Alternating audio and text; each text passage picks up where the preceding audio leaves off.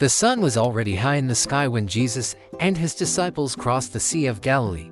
Word had spread quickly wherever Jesus went. Hope followed. People came with broken hearts, sick bodies, and restless souls, longing for healing and truth.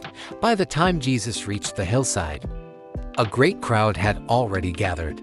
Men, women, children, more than 5,000 people sat on the grass, waiting. Some had walked for hours. Some had brought the sick on their backs. Others came with nothing but faith. Jesus looked at them and felt deep compassion. He began to teach them about the kingdom of God. His voice was gentle yet powerful, filling the open air. He spoke of love, forgiveness, faith, and God's mercy. As he taught, he healed the sick, blind eyes opened, the lame walked, and the weak found strength again. Time passed quickly. The sun began to sink, and the air grew cooler. The disciples gathered near Jesus, concern written on their faces. "Teacher," Philip said softly, "it's getting late. These people are hungry, and we are far from any town. We should send them away so they can buy food." Jesus looked at Philip and asked calmly, "Where can we buy bread for all these people to eat?" Philip was startled. He quickly calculated in his mind. "Even if we worked for months," he replied, "we wouldn't have enough money to buy bread for all of them." Andrew, another disciple, stepped forward hesitantly. "There is a boy here," he said, "who has 5 loaves of bread and 2 small fish. But what is that among so many?" Jesus smiled gently. "Bring them to me," he said. The boy stepped forward, clutching his small meal. It wasn't much, just simple barley bread and 2 dried fish. Yet he placed it willingly into Jesus' hands. Jesus then instructed the disciples, "Have the people sit down." They obeyed. The crowd settled on the green grass in groups, waiting quietly. Jesus took the 5 loaves and 2 fish. He lifted his eyes to heaven and gave thanks to God. There was no rush in his voice, no doubt in his heart. Then he broke the bread. He handed pieces to the disciples, and the disciples passed them to the people, again and again. The bread kept coming. The fish multiplied in the same way.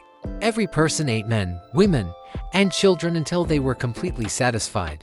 There was no pushing, no panic, only awe. When everyone had eaten their fill, Jesus said, "Gather the leftovers so that nothing is wasted." The disciples walked through the crowd, collecting the remains. To their amazement, they filled 12 baskets, more than they had started with. The people stared in wonder. Some whispered, "This must be the prophet we've been waiting for." Others fell silent, realizing they had witnessed the power of God.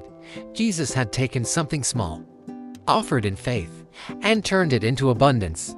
That day, 5,000 people didn't just receive food, they witnessed a miracle that would be remembered forever. 10 moral lessons from the story. God can multiply what seems insufficient. What looks too small in human hands becomes more than enough in God's hands. Faith begins with obedience. The disciples didn't understand how it would work, but they obeyed and the miracle followed. Small acts can create great impact. The boy's simple meal fed thousands. Never underestimate what you offer. Compassion comes before convenience. Jesus didn't send the hungry crowd away. He cared for both their spiritual and physical needs. Gratitude precedes blessings. Jesus gave thanks before the miracle happened, teaching us to trust God first. God uses what is available, not what is perfect. The bread wasn't special, but God made it powerful. Miracles often flow through service. The disciples distributed the food. God works through willing hands. Nothing given to God is ever wasted. 12 baskets of leftovers showed God's abundance and care. Trust over logic. Human calculations said it was impossible, but faith made it possible. God provides for both needs and overflow. Everyone was satisfied, and there was more left afterward. If this story encouraged you, please like and subscribe for more. See you next time.